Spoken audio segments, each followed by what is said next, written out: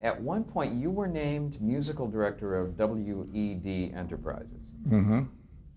Now, what is that, or what was that? WED, Yeah. WED, WED? Walter Elias Disney. Oh, That okay. is his initials. And what did that oversee? What did that entail? Uh, all the theme parks, Disneyland, Walt Disney World, Epcot, and Tokyo Disneyland. And since then, it has become WDI, Walt Disney Imagineering. It's the same operation under the new regime here. So the question was, what about how did you were named musical director, right? Well, What did that entail? I was named musical director mainly at the time of Epcot, and I was on loan out from the studio to Epcot, to WED at that time, to oversee all of the new shows at Epcot. And what did that involve? Did you then write much of the music that we hear at Epcot? Well, there was, I think, nine shows there, and I did 5 of them myself. And then I had Richard Clements and George Wilkins in to help on it, because it's just more than one person could do. Do you still write music for Disney shows? Still doing it.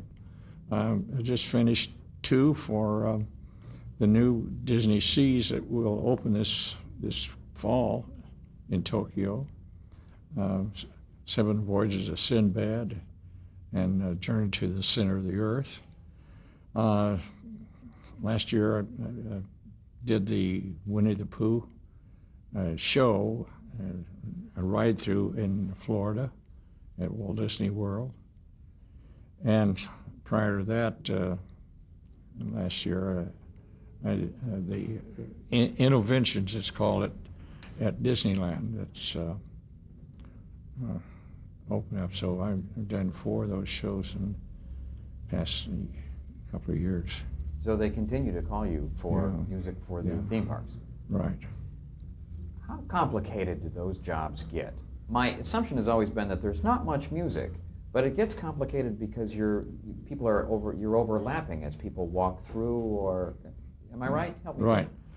Well, I was in the beginning on figuring out these just different systems of if it's a ride through, like the Haunted Mansion, everything is synchronized. I remember back in 1964, 65, RCA had a new sound called the quadraphonic sound, and I was to do a record date for them, and they wanted to know if I could handle a 4-track thing, and I had to laugh to myself because I had 152 tracks in sync on the Haunted Mansion at the same time.